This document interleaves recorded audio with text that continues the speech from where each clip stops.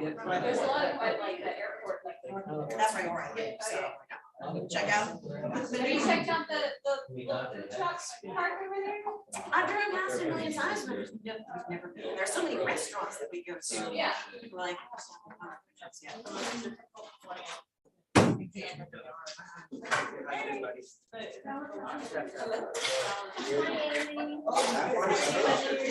Yeah, you guys, you worked at school today. I know, school's coming right back, so it's like. Oh, well, not. I can't believe how fast this summer went. It's tomorrow. So My wife told me school starts next week. I said, do what? If you travel back. Already? My wife said, last week she said, school starts up next week. I said, do what? I know. And you know, Grant's kids, they go by a college schedule. And yesterday they went, they're so sweet. Every time I, come out of the house or I'm coming home from something, I'm going in the house, they always get on my back. They all come running.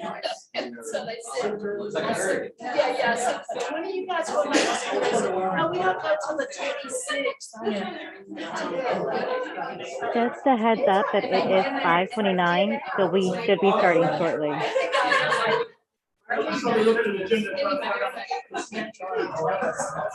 Yeah, I like that.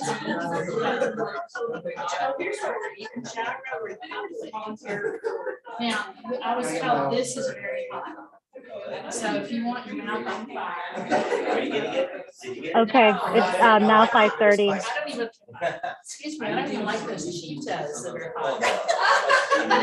Seriously, my kids eat them all the time. Excuse me, if I can get your attention, please. It is now 5:30. Almost done. Almost. It turns on when you're speaking. It's 5:30. You guys can start. Good afternoon, everyone. It is 5:30 on August 9th, 2022, and I'm calling the Sugar Land Park Board meeting to order. First item we have is there any public speakers, and I don't see any. We'll just go straight into our workshop. Welcome to Mulberry. The first item we have is review of and discussion on fiscal year 2018 through 2021 Cultural Art Comprehensive Annual Work Plan. Actually, first item is public comment. Cultural Arts Assistant will be presenting. We need to open up the public comment before we can start the workshop. Sure. I went first. Click the mouse right on the mouse first. Yeah, the mouse first, yeah, and then. If we can have the public comment opened before going to the workshop, please. Oh, is it because it's being shared in Zoom? Can everyone hear me okay? I can hear you a little bit. I Okay. hear somebody talking. Okay. There may be an audio in the room, but we will need someone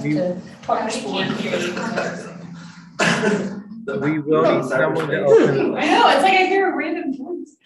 If I can just get a little quiet, so we have some sound concerns. We will need someone to open the public comment before we go into the workshop. I hear something about public comment.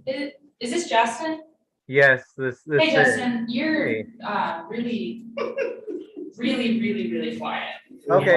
Okay, so just a reminder, we are live and we will need someone to open the public comment before we go into workshop. We have to open it to public comment before we go into workshops. Correct. I thought we did. Yeah, we did. Wait, I did. we When? did. Do you have to open it online too? Are there any online public comments? I asked. No, there is nobody signed up online. It was hard to hear you. Let the record stand that he did open the public comments. There's nobody online with public comment. Thank No. you. Thank you. Okay, well, we're gonna proceed. Is there a way to get Justin to- I can't hear a thing he's saying. Is it a little man with a box? It's Justin, did you say something? It probably is not in the overhead speaker. Yeah, it's not going through that. It's not connected for some reason. Kimberly's gonna fix it. And I can't. Yeah, it's from Disney.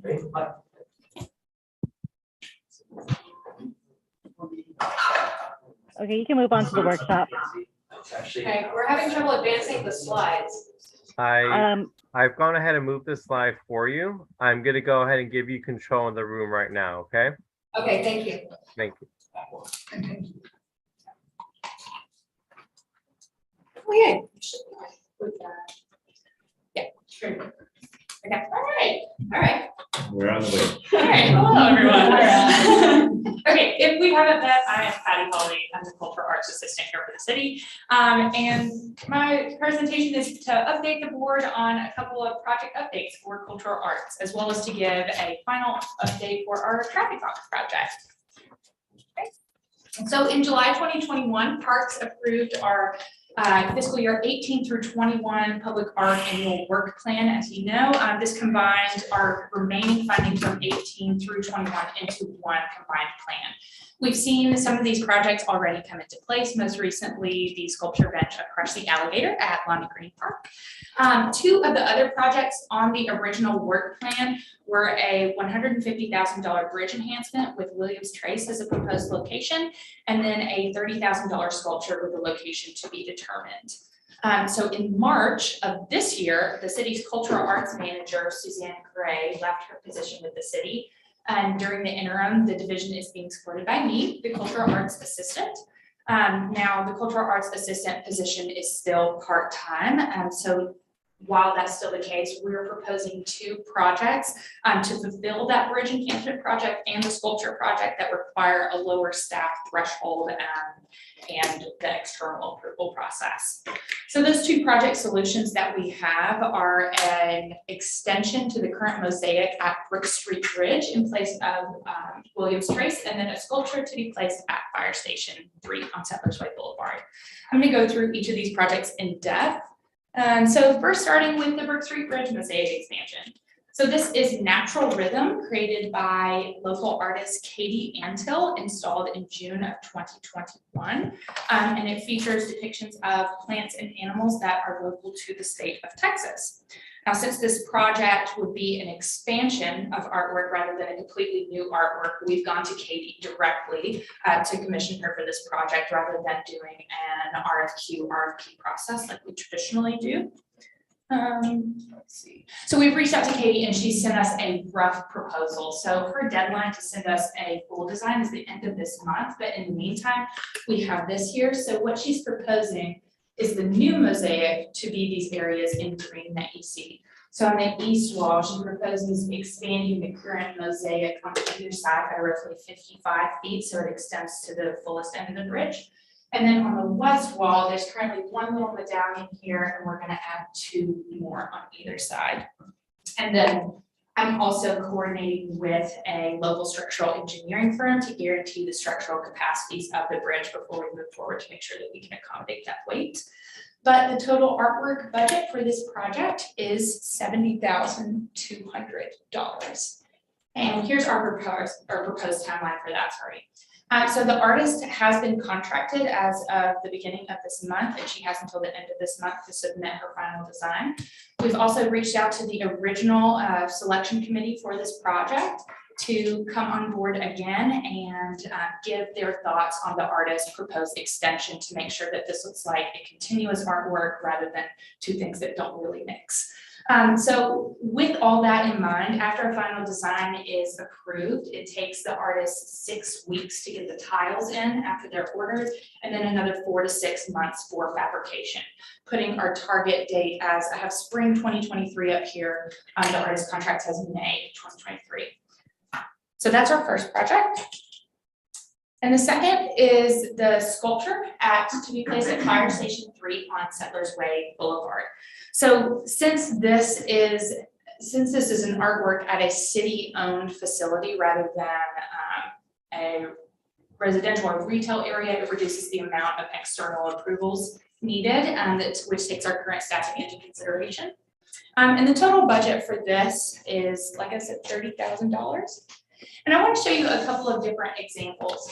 So we're proposing either one of two sites for this. I'll actually go back one. One would be this circled wall, which the artwork would be directly placed on the brick for that one. And then the other proposed location is directly on the grass in front of the wall. So I'm working with the same structural engineering firm to determine, what are the capacities of the load-bearing wall as far as siding goes, but we're giving the artist the choice to submit either one or two proposals essentially. So here's a couple of artwork examples for what a wall sculpture would be. None of these would be what we would commission. We always bring in artwork that is unique to Sugar Land, just to reinforce us as a destination with things that you can only see in Sugar Land. But these are examples of artworks that have been placed at fire stations around the country. Okay, so as you can see, some use fire tools, fire and water imagery. This one was, the cap was for Fire Station 9 in Seattle, Washington, and the artist was inspired by the logo of the Ever Ready battery, which is a cap with a lightning bolt tail jumping through the number 9. So for our project, we want something that is, speaks to what we have here in Sugar Land. So we've also given the artist the motto of the Sugar Land Fire Department, which is, we're part of the community and the community is part of us. And we want the artist to be inspired by that.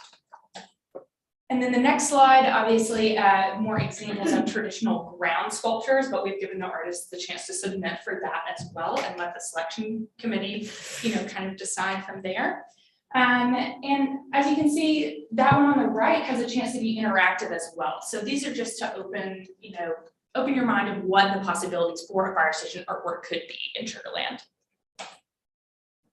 So since this is a new artwork, we will go through a Rfq Rfp process.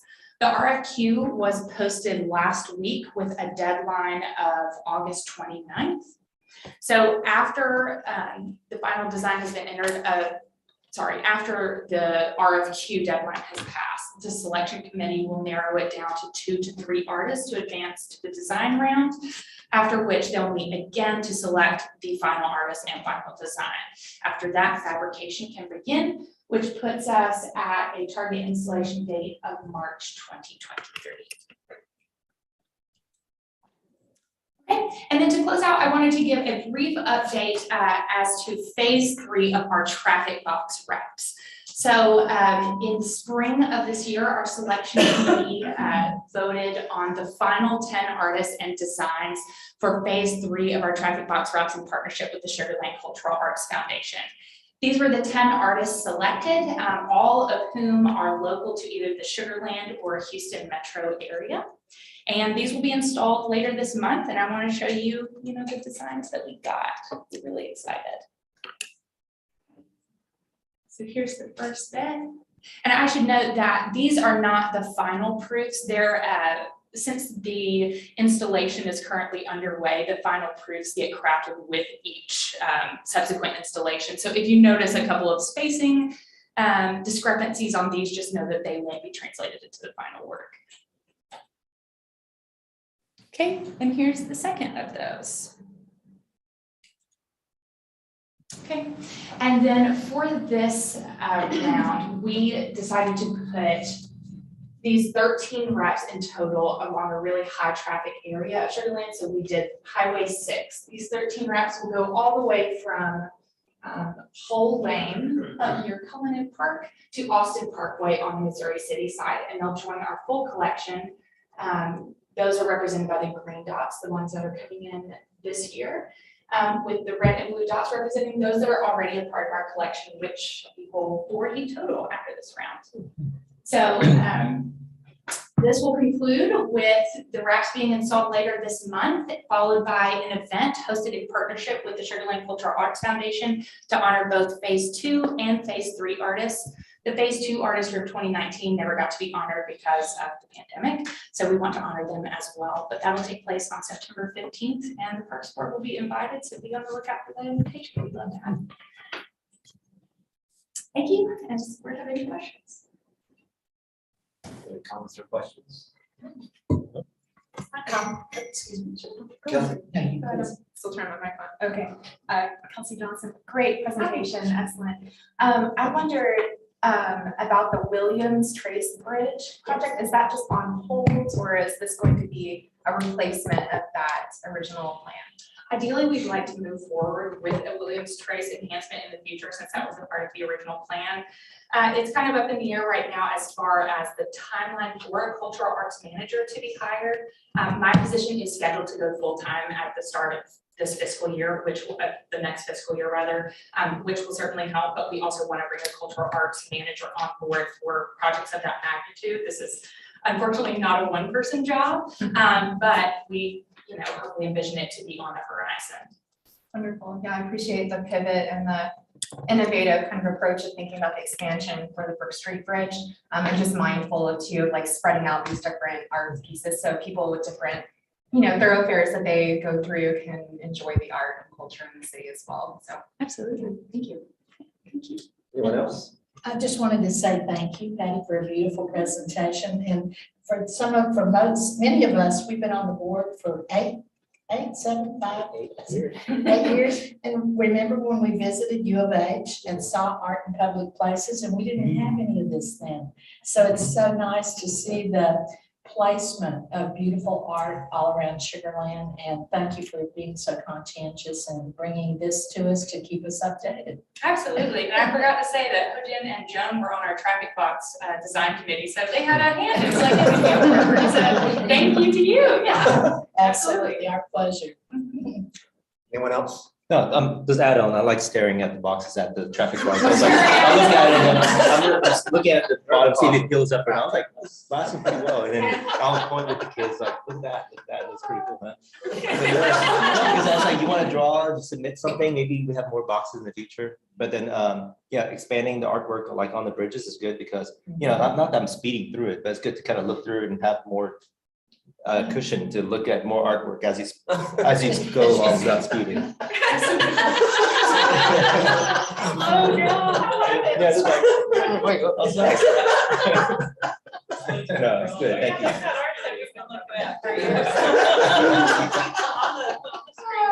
That's awesome. Thank you all so much. Great, thank you so much. Appreciate it. Oh man, so great comments. Thank you. Next item we have is the review of and discussion of the expansion of the placemaking and events of all-in-one projects. This is Kimberly Terrell, Assistant Director of Parks and Rec. So a little bit about all-in projects. The city council at the beginning of the fiscal year, they go through a retreat process and they prioritize things that they want to focus on for the next fiscal year. In this case, all-in projects are for a 2-year period. So the all-in projects are important to city council, and they're all in because they involve everybody from the organization. They went through an interesting process where anybody from any city department at any level could join in these projects. So the all-in expansion of events and placemaking project, it's not just a parks and economic development project. It involves folks from the airport, from dispatch, from all across the organization who took up an interest in this and wanted to be a part of this project. So for each of these projects, we have what we call our elevator pitch. And I'll just read this for you because I don't have it memorized. The expansion of placemaking and events team identifies the city's assets and opportunities and actively pursues innovative fun outside of box ways to support and expand special events and placemaking in order to create and activate quality public spaces that make Sugar Land more fun and that contribute to residents, visitors, and business owners' success, health, happiness, and well-being. No problem, right? So it's such a big thing, right? That's such a big ask. So we've broken it up into more bite-sized pieces, and we have a variety of what we call subcommittees to tackle each of these pieces. So our project focus is special events, underutilized spaces and opportunities, food trucks, small business participation, and partnerships and sponsorships. And I wanted to just take a minute to define what we're considering placemaking. Placemaking is one of those kind of terms that you've been hearing a lot lately. It's kind of like when we talk about things are sustainable or green, it's kind of one of those buzzwords. So we wanted to make sure that we define it for our project.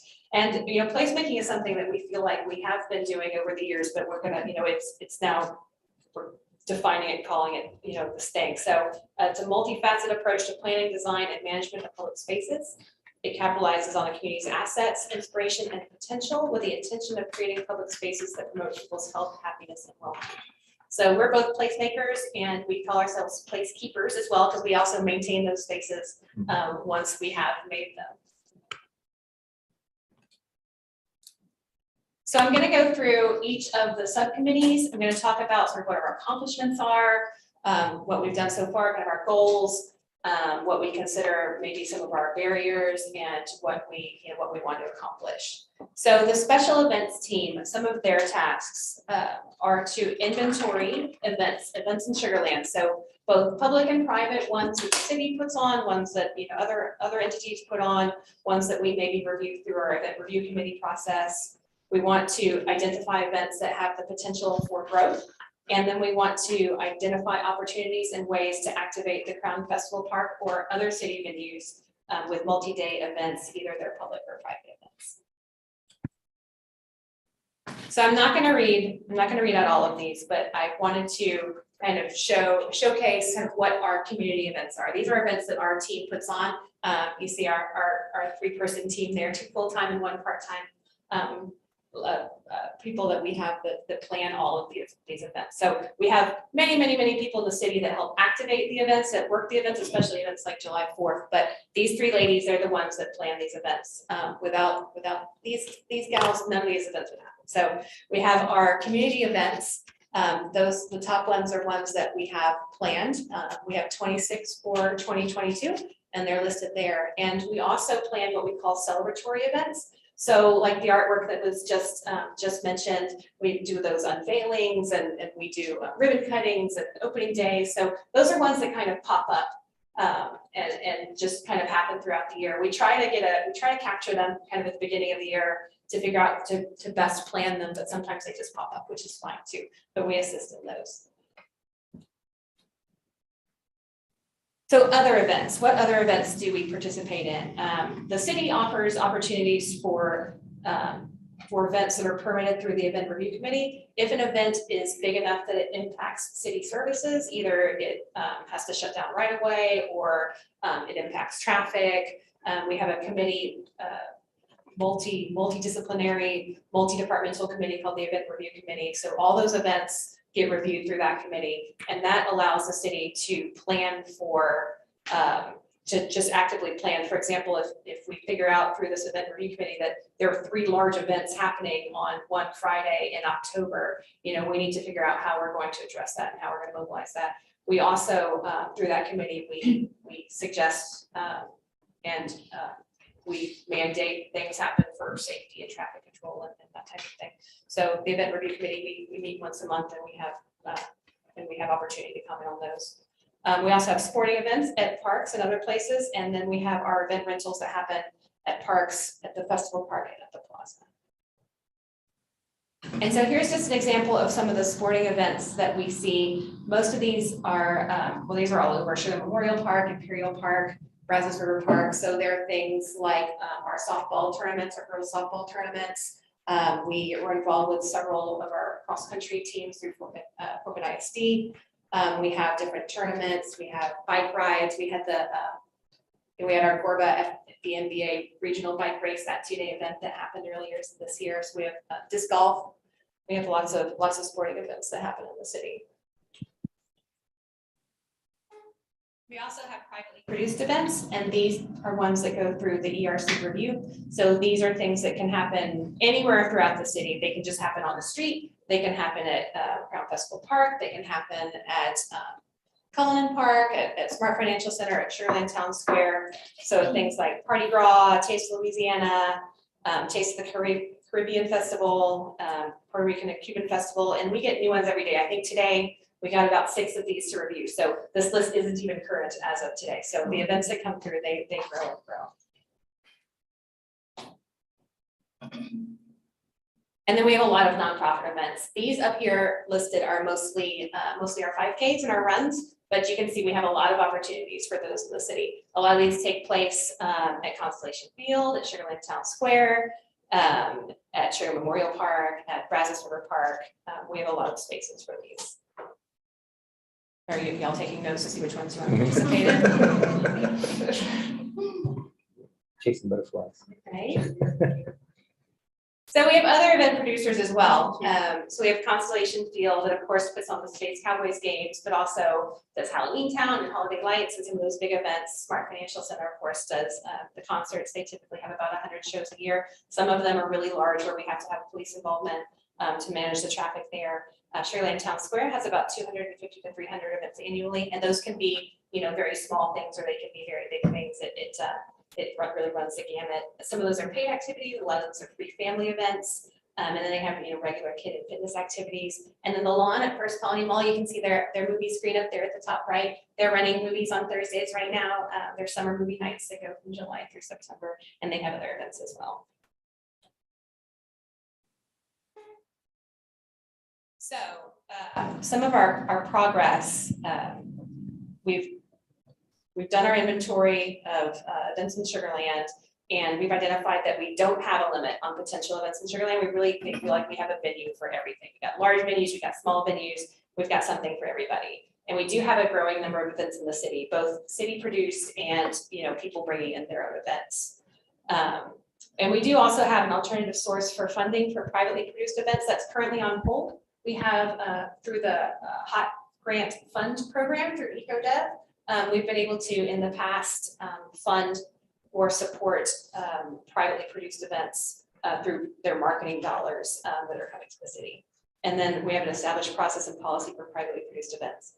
Some of our hurdles, the city Parks Department has limitations on the number of events they can produce per year. And some of these events are staffing, just, those 2.5 folks, they can only do so much, right?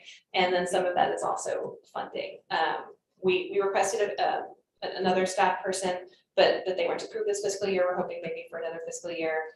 And then we have some events that we have proposed funding for that we haven't been approved for those yet, but we have some additional opportunities for some funding through these all-in projects. I mentioned that EcoDev events funding is on pause due to lack of hotel occupancy tax funds, and that's just a measure of kind of COVID reducing the number of trips that people are taking. Then the Crown Festival Park itself and Brazos River Park have some limitations and can't, the city can host very large events there, but you see how many staff members it takes to host those large events. A private producer, it may just not be profitable for them to have that many people involved in the event. So that we have some limitations there, access and parking as well. So next steps, we need to determine what our milestones are. So what is success for events in Sugar Land? Do we have enough? Do we have the right kind? What is, how do we determine what our success is? And then we need to determine what the future is for our destination events in Sugar Land. And then if we need any budget requests related to that. Okay, shifting gears, our next team is the Underutilized Spaces team. They have a couple of goals: identify public or private spaces or businesses that are underutilized, and explore opportunities to expand activity and placemaking. Example, parklets. And so they, I joke with William that his team has 2 slides, but everybody else has 2 because they've accomplished a lot so far.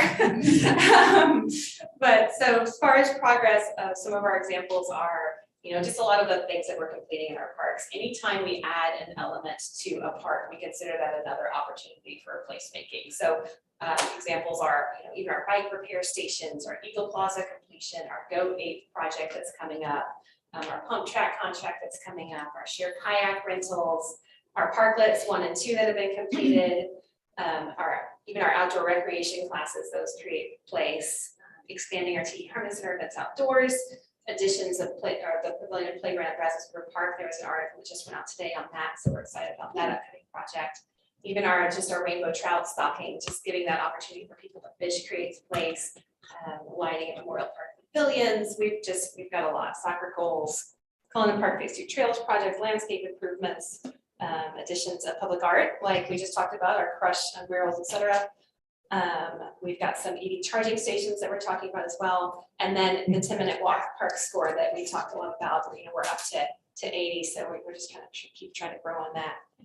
Some of the hurdles, as with anything else, we request, we have big dreams, right? So we request a lot of things for funding, so not all of them get approved. So that's just always one of our hurdles is funding. So we've got some CIP projects that weren't funded and then some other requests that weren't funded. Again, we have the opportunity through the all-in process to maybe request some additional funding there. And then, you know, inflation costs also cause projects to come in higher than expected. So that could cause sort of a reduction in scope, or it could cause the project to be delayed, or even, you know, not go on at all. Luckily, we haven't had that. All right, so next steps for this group. So we're going to score all parks using what's called the Power of 10 Plus exercise and a placemaking checklist, and then use those scores to focus on future projects. So the Power of 10 is the thought that you need 10 things to make a place. You need 10 places to make, you know, a community. You kind of grow on that, right? So so we're looking at that for each of our parks.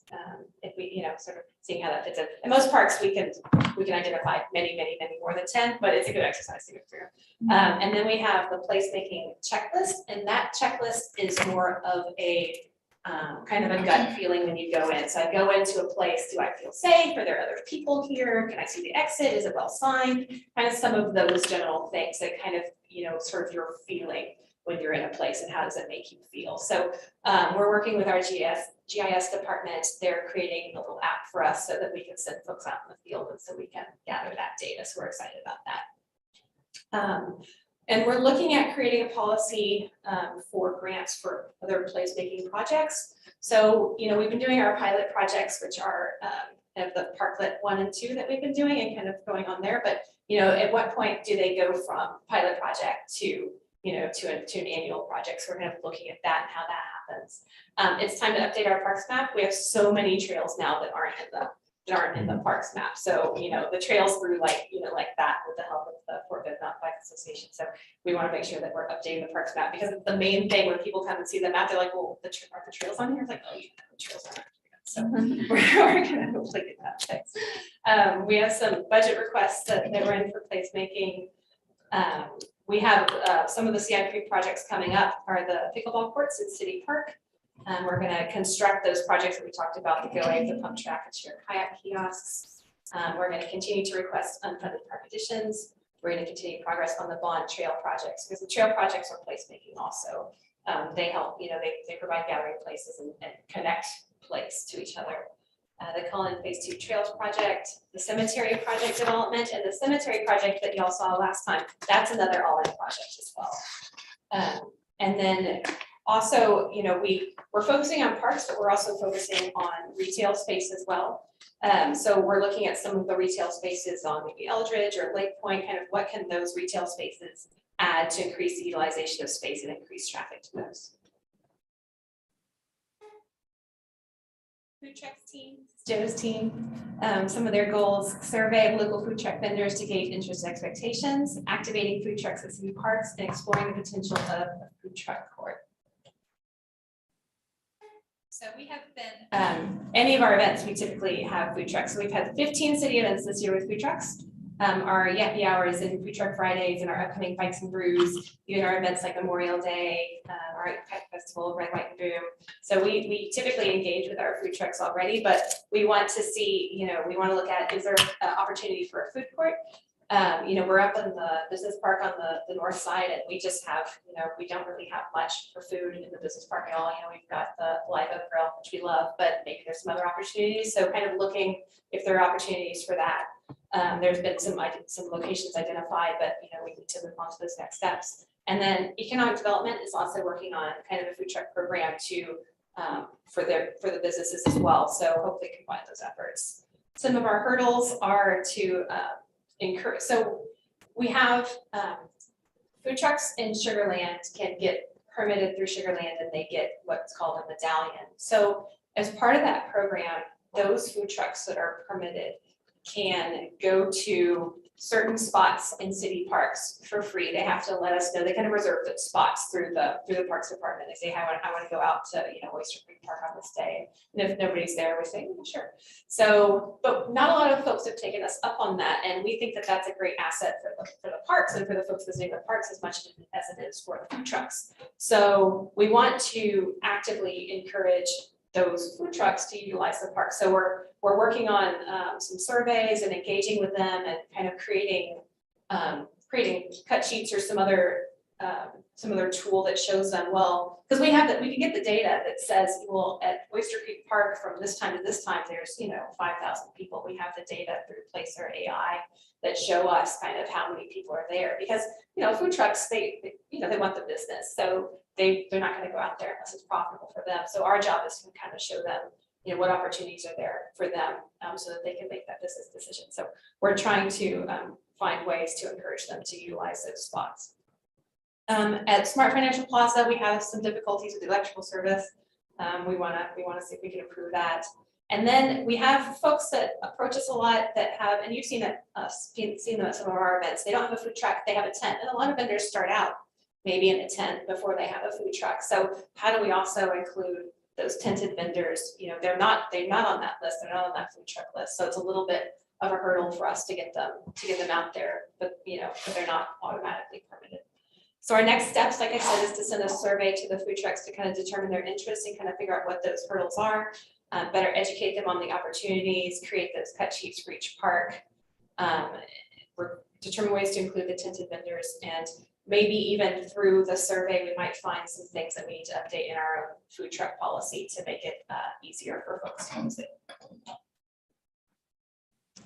Okay. Our small business team, we want to look at expansion opportunities for small business participations at events and identify locations and opportunities with the Imperial Farmers Market on increased participation and success.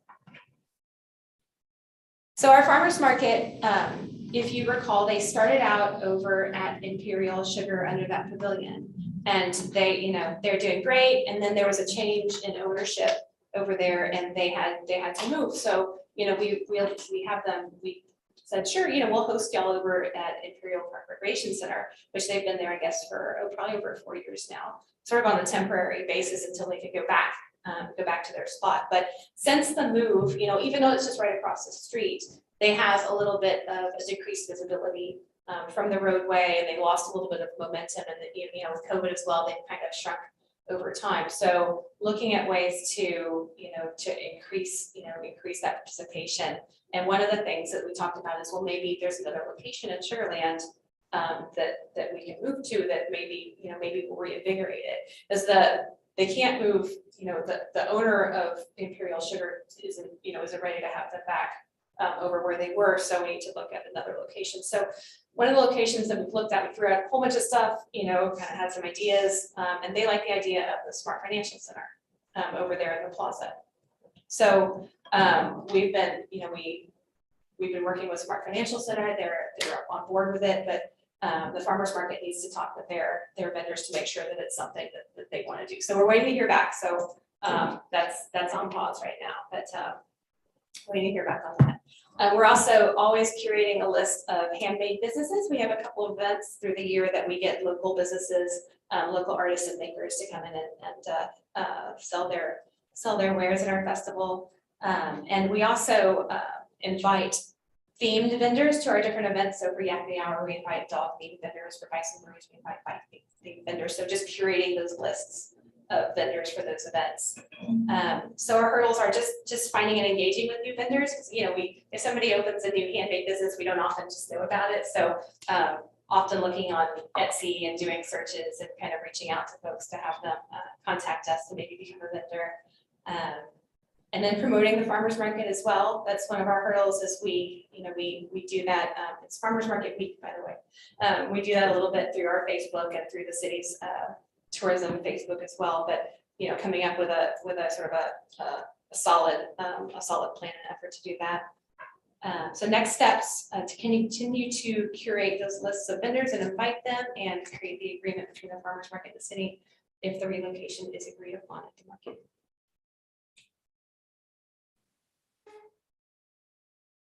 partnerships and sponsorships.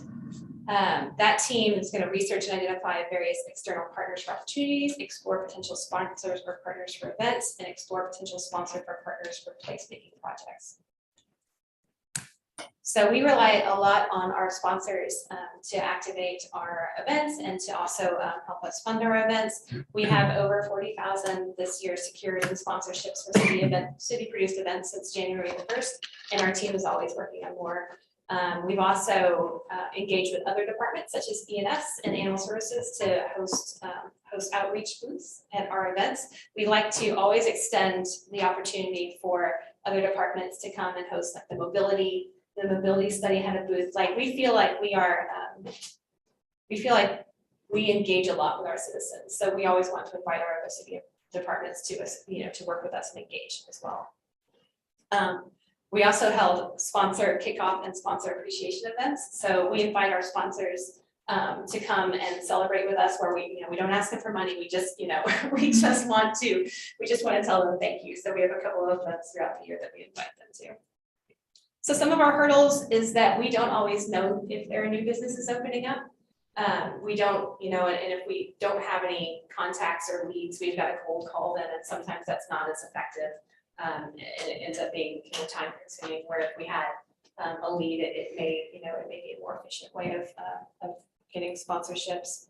And we also, this has been a hurdle that the city's .gov website, on the .gov website, we cannot promote any businesses on the website. We cannot show any kind of favoritism or anything towards any particular business. So a lot of times when vendors come in and they want, especially those top level sponsorships, they want to be like on the website, right? They want to be front and center, and we don't have the opportunity to do that on the city's website, or we would risk losing the .gov designation, which I'm not doing. I'm not going to do it. So we, through economic development and tourism, they have their own website, the tourism website. So we are maybe able to work with them to kind of go around and kind of, we can have a link to the tourism website from the city website. So it's not having that logo on the city's website, it's on the tourism website. So some of those things where we can, we can kind of work around that and maybe satisfy the potential sponsors.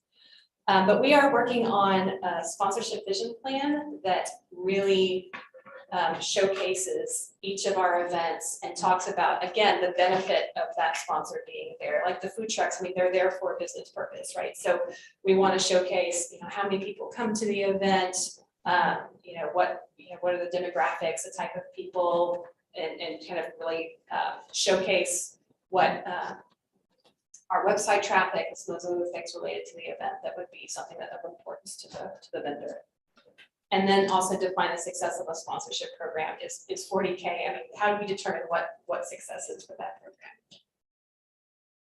Okay, I promise I'm almost done. So just to recap, so we wanted to make sure that, so this is really just an update of where we are in the project, but we really do feel like we have accomplished a lot, and we really wanted to showcase that to y'all and to everybody, because a lot of times we all get busy. I think sometimes we don't pause and reflect and really kind of showcase what it is that that we're doing, or what we've done, or what our accomplishments are. So this is an opportunity for us to do a little bit of that. So our all-in wins recap. We have many city produced events. We had the largest chess fest that we've had this year. It was exciting, and a lot of folks involved. The largest art and kite fest. The crowd there exceeded our expectations. We were so excited. Huge crowd at Red, White, and Boom. We have a lot of new private produced events coming to the city. Our 2-day mountain bike race was just a great opportunity for us. We've also got this really cool lantern festival that's coming. We have the water lanterns and put them on the water and you make a wish, and it's coming. It's going to be in the lakes over by 4, but it's going to be really cool. Not a city festival, but it's a privately produced event. That's going to be fun. There's some new multi-day events at the Crown Festival Park coming up this year. The Palestinian Festival is a 2-day event that's coming. And then we have repeat events that we call that are incubating. So when we grow an event from one spot to another, we call that incubating, and that's what we want to do, because we want to keep the events in the city, but we want to help them grow through our different size events spaces. So we this year Taste of Louisiana was in the Crown Festival Park, and previous years it's at Brazos River Park, and previous years it was here at Town Square. So they're committed to Sugarland and kind of growing their events in Sugarland, which we're super excited about. Our sponsorship dollars just continue to increase. We've got a great team working on that. We have many food truck events, which we love. And then of course, all of our placemaking achievements, including our parklets and our pump tracks and our Go Ropes course. And with that, I will stop talking. Any questions or comments? No? Fabulous, wow. So many things that you're over and talking about and watching happen. Thank you so much for being so thorough. And that lantern festival on the lanterns floating on the water, can we watch it even though it's private? Oh yeah, of course. I'll get the date. I think it's in September. I'll Okay, get I the want to date. see that, but that's beautiful. Yeah, It's no, a private organization putting it on, but it's open to the public. Yes, Okay. yeah, it's open to the Okay. public. Yeah. You don't have to pay to go, but if you want to do a lantern, you have to buy the lantern. But to go is completely free, and they're gonna have food trucks and some other things. And they originally came to the city, they sent us just a generic email through our Park Rec email saying, hey, we have this event, we wanna come, and we're like, and it's a national group, so they have this all over the country, and we're like, now we want it in Sugar Land, because they're like, well, we haven't, we're not in the Houston area. It's like, we don't want you to go to the Houston area, we want you to go to so me and economic development, we worked together really hard to sort of find like the perfect location, because we thought first Brazos River Park, but it's like, it's like a 5,000 person event, so Wow. it didn't really fit. There were some concerns there. It's like, all right. So, but the floor has been always generous, and First Colony has been always generous with that water space over there, with the dragon boats and all of that. So we helped them obtain the necessary permissions and to get the event to Sugar Land, because we don't want to visit anybody else. We're like, we need this to be in Sugar Land. Yes. Yeah. So we're always looking for opportunities like that. Thank you.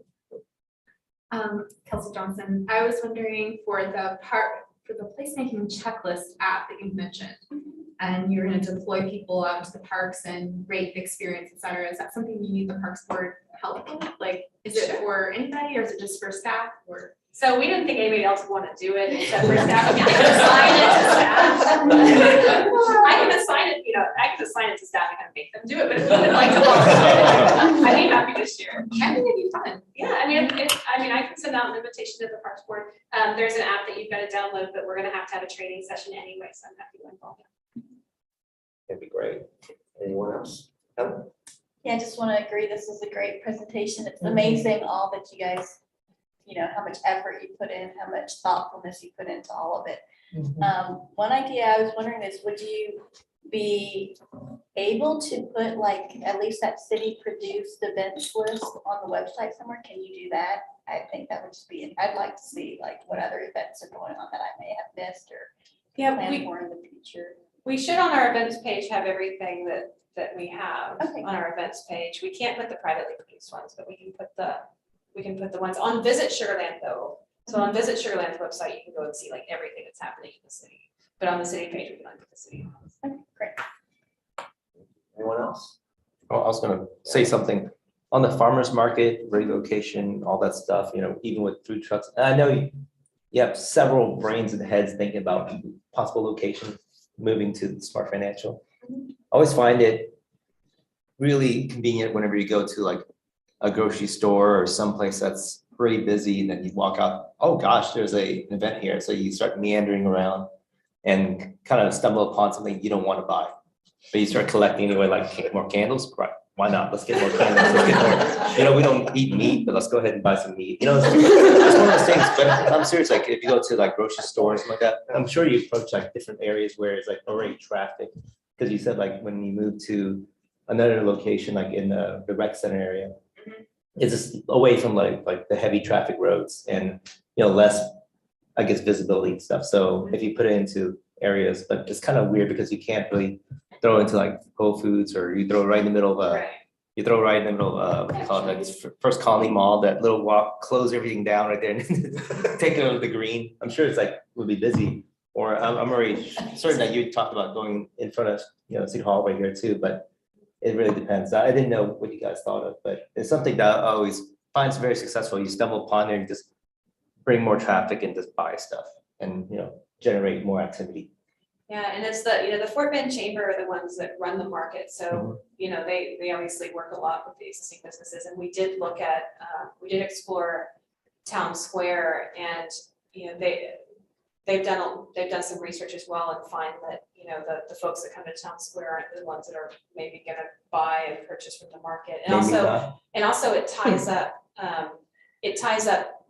since the market's every Saturday, it kind of ties up that space for every Saturday, stuff, so yeah. it would start to conflict a lot. The Smart Financial Center will have an occasional conflict, but we will know far enough in advance and it won't be that. And especially when people do like brunch and stuff, they just stumble upon things. But another thing I was gonna bring up, I saw the pickleball like tournament coming up. I was like, wow. And I went to a cruise recently and I've never really played pickleball until, you know, I was thrown into a tournament. No, because it was really good until I hurt myself, but they're very, very aggressive players out there. So are Very you aggressive. gonna join the tournament? Oh, no. I'll watch, I'll root and holler, but no, it's very painful. You fell on the court? No, the guy came over and hit me. Aggressive hurt feelings. So I was like, yeah, this is something that, You played pickleball on a cruise and then you were entered into a tournament and the guy came and hit you? well, yeah, but it was embarrassing for him, so he went over and hit me, so. But also fun. He meant to, Oh, that's awesome. Yeah, glad you're okay. Question about the farmer's market, I missed it, so where, it's not gonna be at Imperial anymore? So or- they're welcome at Imperial Recreation Center as long as they want to be there. But it's not going back to the, no, the that sugar, area, the sugar mill No. area? no, the Imperial sugar. Imperial Sugar No. area? You said it was going to Why- Smart Financial, right? Right, so Oh, why didn't it last over there? It's new ownership. So Imperial had a change in developers, a change in ownership. Okay. And so the former owners supported the market and engaged with the market, but then when it transferred to the new owners, They didn't want it. they didn't want it. And Is it not so- ready? And they've been asked again recently and they're not interested. They're not. Cause I did like that spot, cause it Me was, too. I Shady. always, I could walk to Oh my gosh, it makes such a I would difference. always, like, I forget, but then I would always drive by, and go, oh, it's on, let me just pull over, so. But That they was would a great love to spot. move back. Yeah, I think that's what they were talking about. The visibility has It kind was of great. lessened I know. because now it's I was- hidden behind the buildings. And I never Hence- knew why it had left Yeah. there, so that was why, okay. I think the Smart Financial Center would be a great alternative because it does have a more visibility straight from the University Road itself. And they'll be able to utilize the marquee since the city is kind of, partnering with them on it. Are there, I'm assuming one of the many opportunities that will be discussed with the food truck owners is the farmer's market, because in a big, hot, open parking lot, it's gonna be good to have some good tasty draws to get people to come to the slightly smaller, because I know that's a big part of farmers markets Right. that I've seen in more urban areas, is to get the food trucks in and then be like, oh, there's other stuff too. Yeah, our food, they usually have a food truck and they usually have a musician at the farmer's market. So they've got, and I think that that's something that maybe people don't really even realize that the farmer's market isn't just a market, it's also an event. And it's got music and it's got food trucks. So I think that that's part of kind of our communication efforts and trying to, encourage people to be there. I mean, you don't have to come and buy, a dozen eggs or, whatever, but you can just come and hang out. And I think the Smart Financial Center lends itself a lot more to hanging out than, Imperial Park Recreation Center does. So maybe it'll get more of a. You have to strobe that marquee, make it really flash. Come down, shop So you marquee. might have to hack it. Anyone else? Just a quick question. What did Kelsey volunteer us for?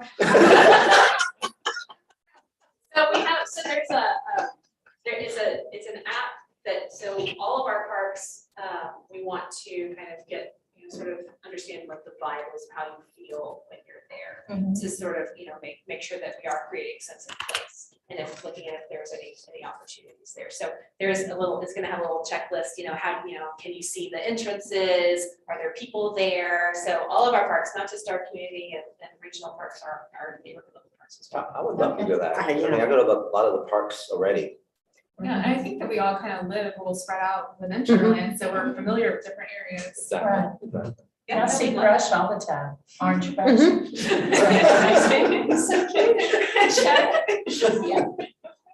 I'll do that one thing. I'm really interested in the food truck thing you talked about in the commercial area on the north side, because I spend a lot of time driving through there and always, it just seems like it's a place people go and they work and then leave. And then there's Live Oak Grill. And that's it. So I think, I think that is a really interesting thing. I've seen a lot of food truck, what are they called, parks, where courts in different suburban areas and around Houston, and it just seems like a really neat place to, you know, have a lunch or do something and be outside, because we do have a lot of nice weather outside at different times of the year. Just not right now. But I think that's a great idea over there. I didn't know if there's land that you could do something like that on. Joe is, that's his team, and he has identified several locations that could be an opportunity. We've seen some lots and it's kind of balancing a fairly busy street, but and getting a good place. Ideally, it's already paved and you don't have to add a lot of infrastructure to it. But then again, it's all privately owned over there too, so we have to work with the landowners. Fort Bend ISD owns a big property over there adjacent to like where our office is. That's one of them, but it's probably not the ideal location for a lot of traffic to see it. So kind of we're working through that balancing act right now. And then down that area, there's a lot of neighborhoods, so I feel like, you know, that would be a great spot. Where's that? Like north of the business park. Right. There's a lot of, Yeah. Western Port, that way. yeah, there's Eldridge, and there's a lot of neighborhoods and not a ton of food areas in those areas. I love the idea of a food truck court too, with something right there and an outdoor movie shining. You can bring the chairs, grab some food and watch the movie. It's a good plug for our movie night this Yeah. Friday.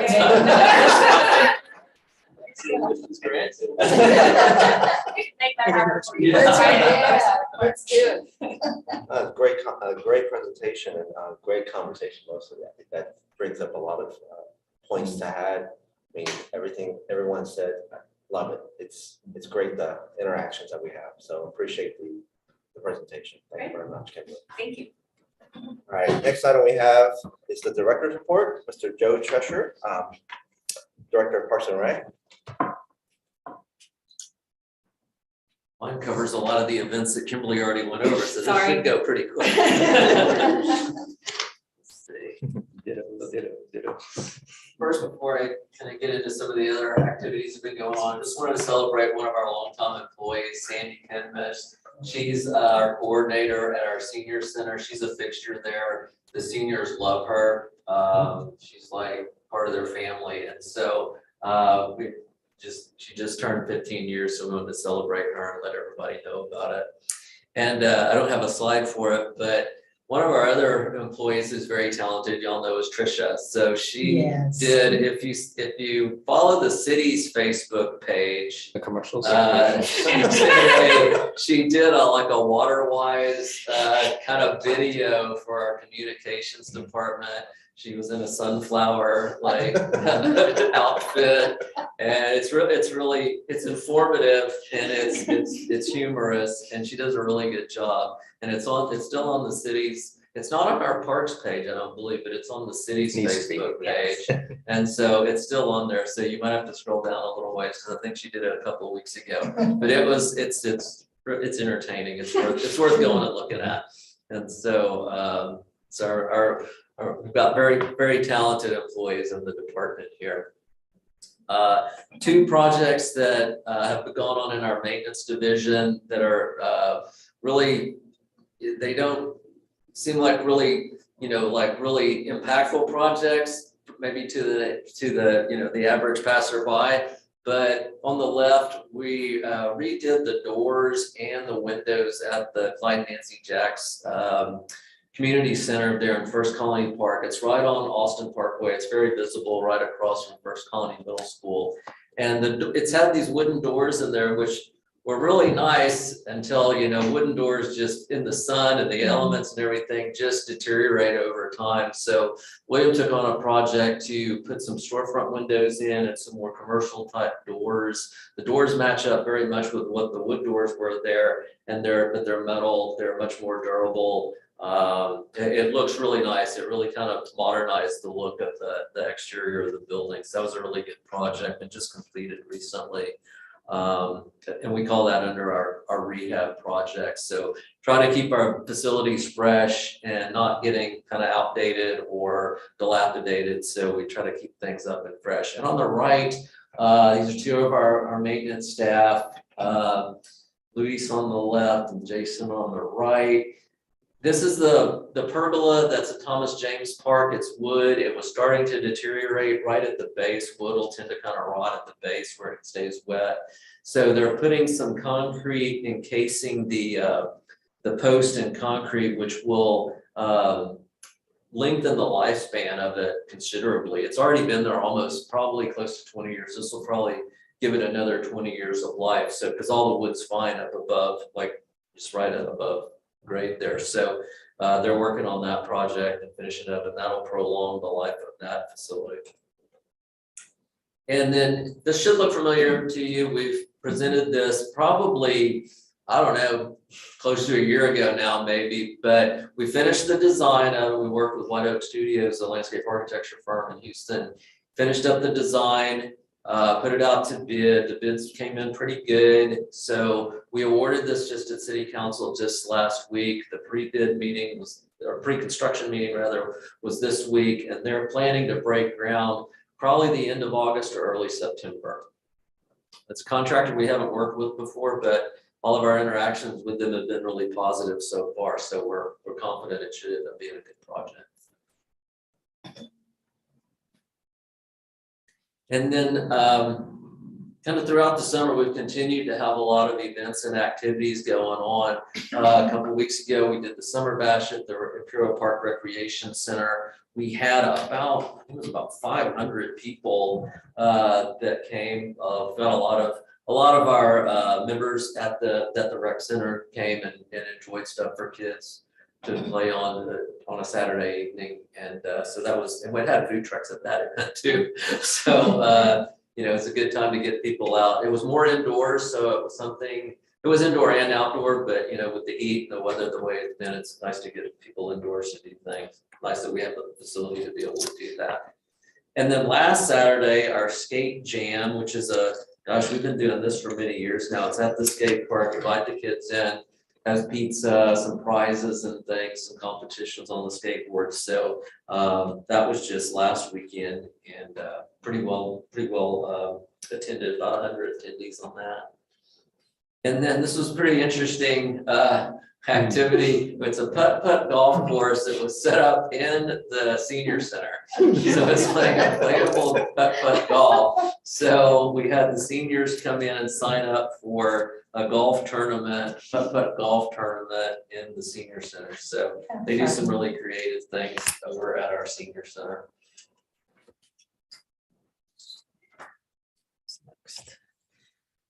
And then I think a number of y'all were able to go to Red, White, and Boom.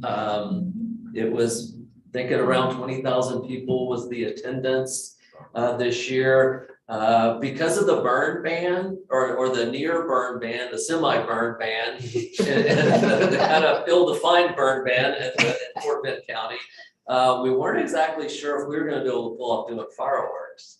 So kind of within about the last week or so, I was like, okay, what can we do if we can't do fireworks? And I got 20,000 of our closest friends coming next week. And what are we going to do to entertain them? So we talked about, how about a drone show? And so Kimberly did some quick research on a drone show. And for the price of a drone show, it just wasn't that impactful.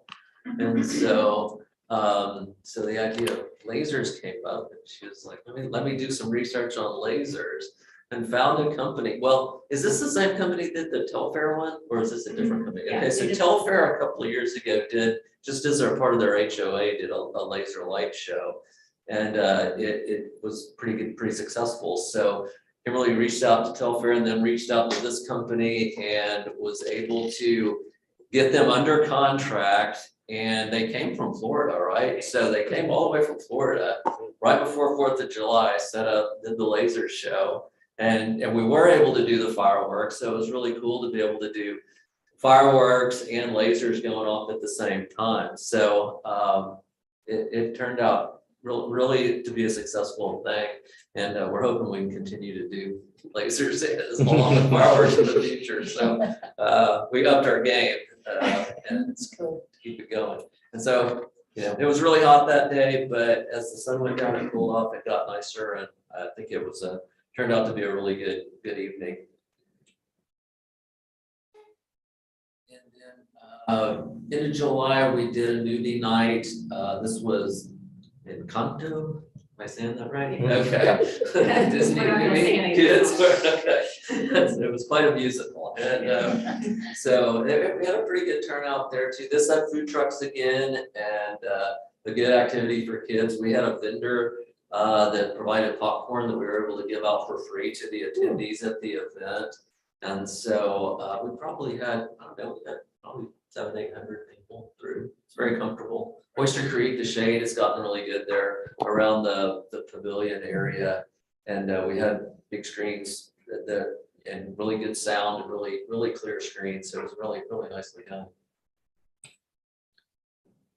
Then this Friday night, Joan, at Oyster Creek Park again, we've got Wally showing, and this is going to be in conjunction with our environmental and neighborhood services, who does all your trash and recycling and anything really related to, you know, kind of solid waste and things like that for the city. So Wally's kind of in that theme, getting food trucks, and I think we're having St. Arnold's beer at this one, which we normally do at most of our food truck events. So that'll be going on Friday evening. And then just coming up, Bikes and Brews in September, and then our Fall Fest and later on in September. So yeah, other opportunities to get out and do things. And this kind of falls very much into all the information that you really provided in our presentation. So with that, that's it. And be happy to answer any questions. Oh, actually, I've got one. Andy? Oh, yeah. So it was mentioned earlier about getting pickleball at the city park. Now, because I'm staying away from the fights. Basically, I know they're flattening the land behind the tennis court. Is that the extension of pickleball, or is there another one? That is a running track at Sugarland Middle School. Okay. And so we did a land swap with them. They needed a little more land over there. That was space we weren't really utilizing for anything. Mm-hmm. So we did a land swap, and now we did a land swap with the school district, and they got like, it's 0.8 acres there. And when we city got 0.8 acres at Colony Bend Park, which allowed us to get a full-size soccer field in at Colony Bend Park. And then that was allowed them the space to get their running track in there. And school district kind of hard to know. They may leave it open for residents to use it in non-school district time or non-school times. Mm-hmm. But sometimes the schools will lock them up and they don't let people in. So we've asked that they keep it open to the public, but whether they will do it or not. Similar to First Colony Middle School. Right. Same Correct. way. That was It's locked gonna be- sometimes. Right. Yeah. Exactly. Like sometimes their tennis courts are open, sometimes they're not. Yeah. And I think they did the same thing with the track. They put a really upgraded kind of running track in. Okay. But to answer your question about the pickleball, Oh, yeah, sure. We do have a project going on with that.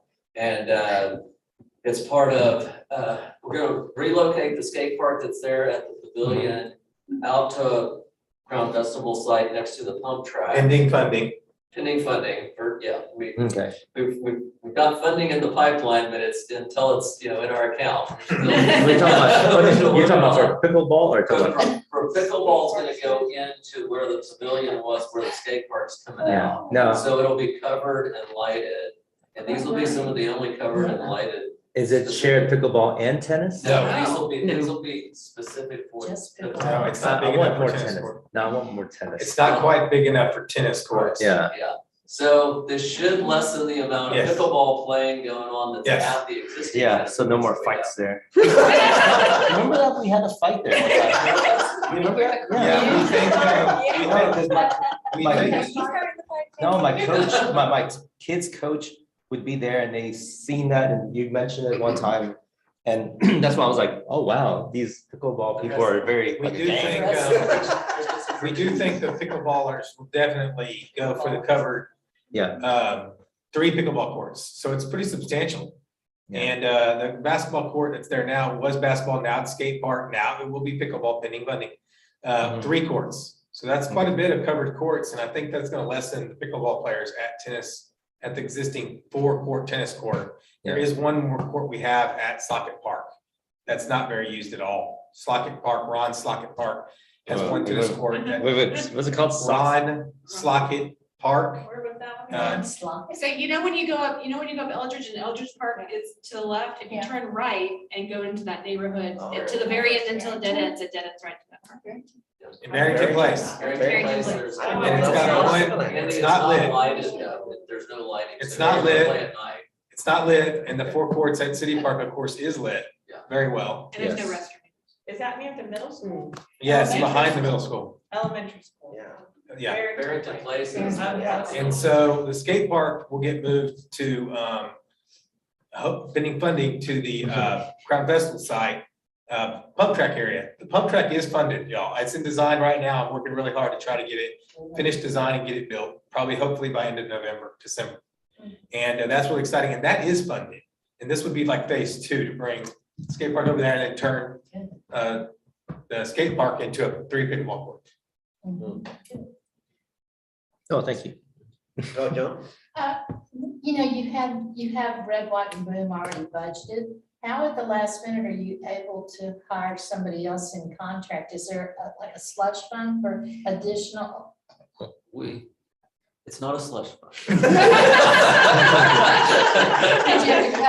We have to beg and plead for additional funding. It usually comes through, and correct me if I'm wrong, but I think this came through our like there's some funding, there's a parking lot fund from Smart Financial, and then there's also, so that's money that goes from the parking, that the city gets from the parking at Smart Financial. And there's also hotel occupancy tax that can also kind of help to go to support an event like that. So there's those funding sources available. So generally it's not, on a lot of the events, it's not all, there's general fund, which is mostly tax dollars from property tax. These are there's also other funding sources that can't specifically be used except for certain things. So that's what we draw from. And so you voted against the drones because they weren't impressive enough, or did you see something that you changed your mind about? Because I heard they were pretty cool. Yeah, it just, from our opinion, it just looked like we would, for the exact same amount of money, we would get a longer show that would maybe be more exciting than with lasers. The laser one than the drone one. It was the drone one, you're paying, sort of you pay per drone, and to get like a really cool show is just way beyond our budget. So the drones are pretty expensive. That's what I heard. And I didn't even reach out to see if anybody was even available. The lasers, like the one that we got was the only company that I could find that was even had availability on that short notice. Because you can imagine a lot of people are, using that kind of service. So we were lucky to be able to get them under contract and in budget. I was pleasantly surprised. I mean, that was nice to see the combination of the fireworks and the laser. It was really nice. It was really, you did that for Jane. Top of the top. You got your glow sticks on. It was very last minute. It was very sort of like. Heather, I think you had a question. Go ahead. No, I was just gonna make one last request. Can we get the pickle court at night to tell us? Then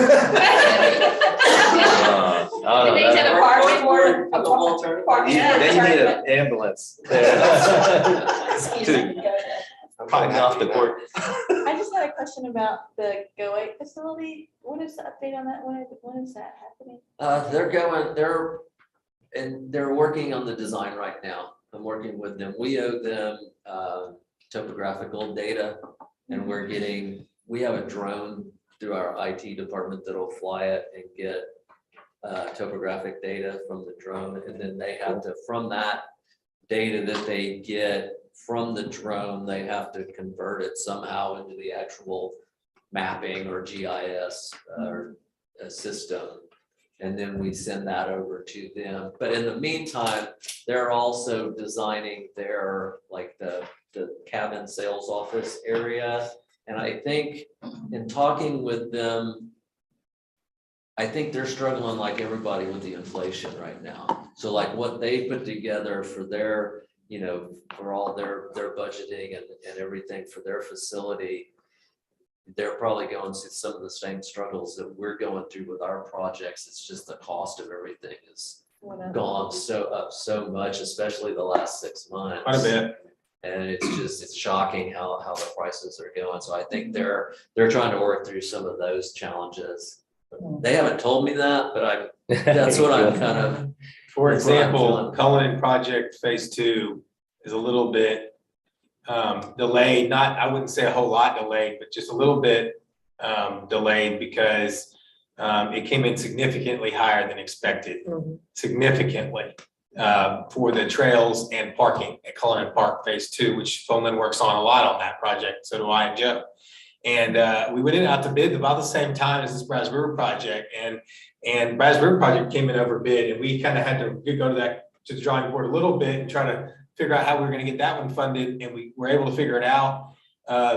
Mostly, I think we're going to end up using some ARPA funding to help play for the playground, and that's kind of how we were able to do that one. The Cullinan one is limited because of the donations, and the Texas Parks and Wildlife grant is $200,000. It's a lot, but it came in significantly higher. So we had to go back to Cullinan Conservancy Board and say, hey, we either need more funding somehow, or we need to try to go back to the drawing board and maybe reduce some of the scope, and then maybe even rebid it.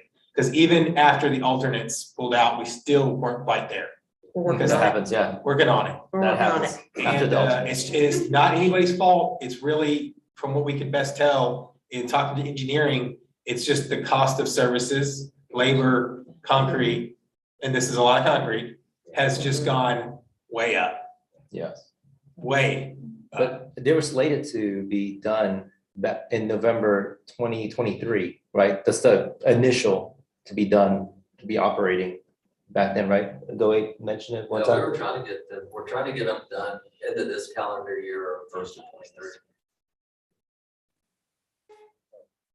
Kelsey? Oh, just one quick, brief mention of EV charging stations going into parks, which sounds really cool. Can you say which 3 parks, or has it been decided yet? Well, Yeah. you're working on that project. I am. I'm working with, there's a team of us working on it, like an all-in project. And so it's several of us city folks working on it. And it looks like airport started the discussion. Although I don't think they're gonna be like open to the public charging stations at the airport. And so me and Fulman kind of jumped in on it with Joe's kind of blessing, and we started looking at the requirements of the grants and things. And it really needed to be closer to Highway 6 or 59. So we chose Memorial Park, Brazos River Park, and the IPRC Imperial Park. Because it's IPRC Imperial Park, Farmers Market area, Brazos River Park, and then Memorial Park. And because of the proximity to the interstates, which was required in the grants. Now, airport is taking the lead, but I'm helping on that panel. A couple of other people are too. I think they're trying to put one in some city facilities as well, including City Hall, and I think the police station.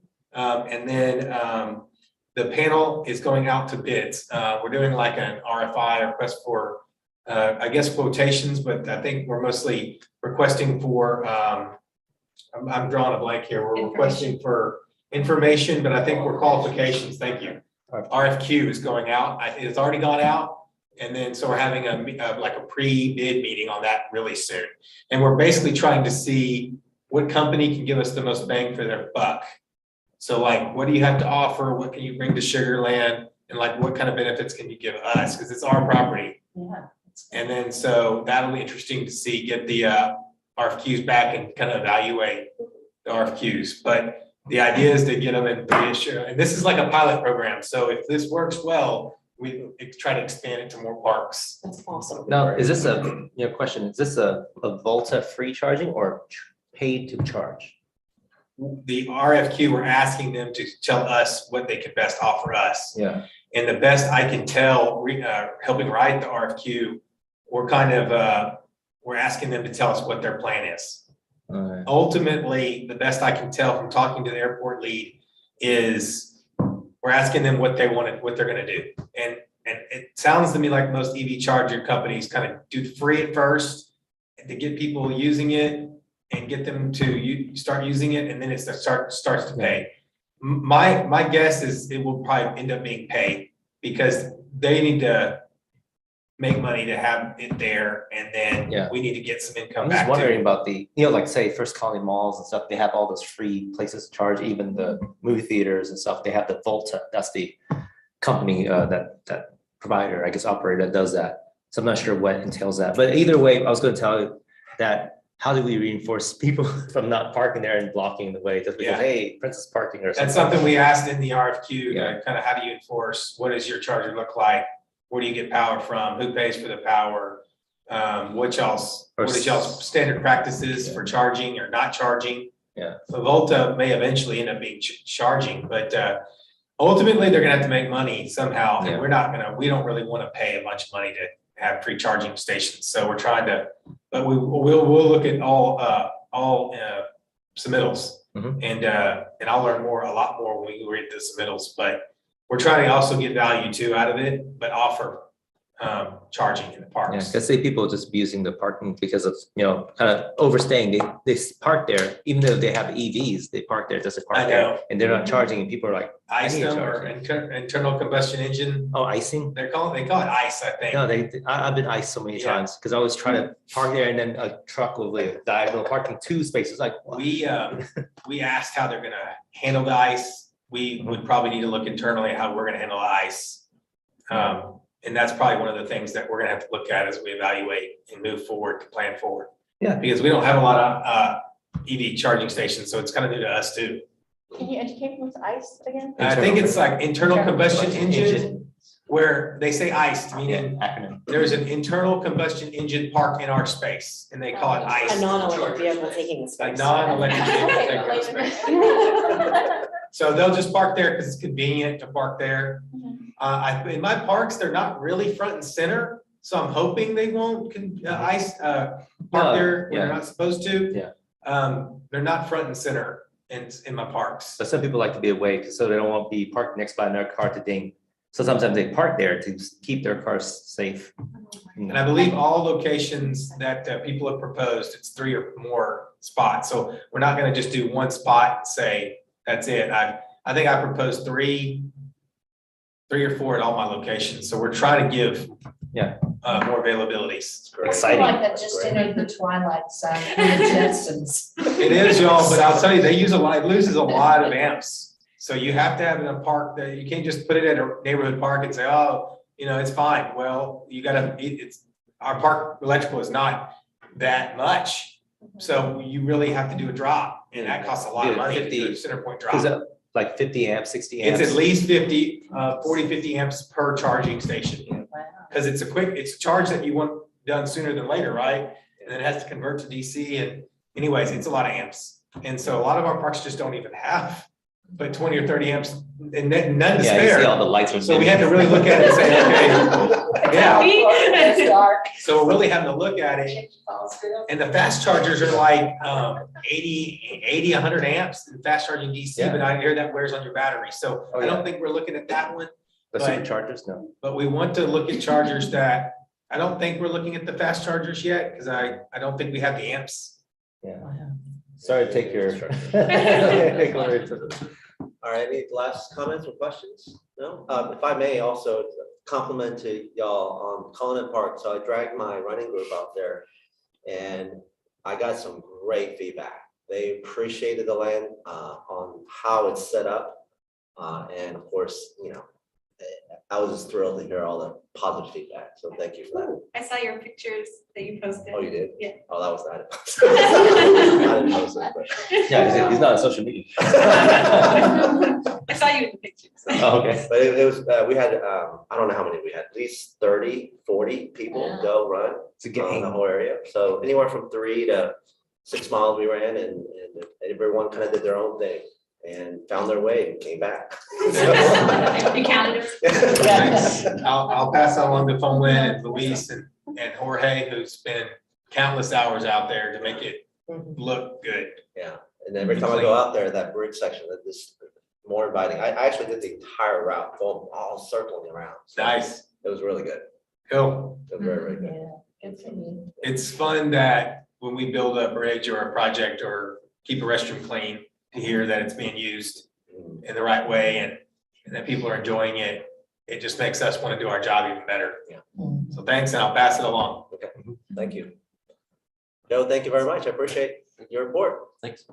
All right, with that said, I'll take a motion to adjourn. I'll Joe? make a motion to adjourn. I'll second. The same players. With that said, I think meeting is adjourned. Hey, go team. I got stuck in, sorry. Andy, you didn't tell me that you got tapped. I love this.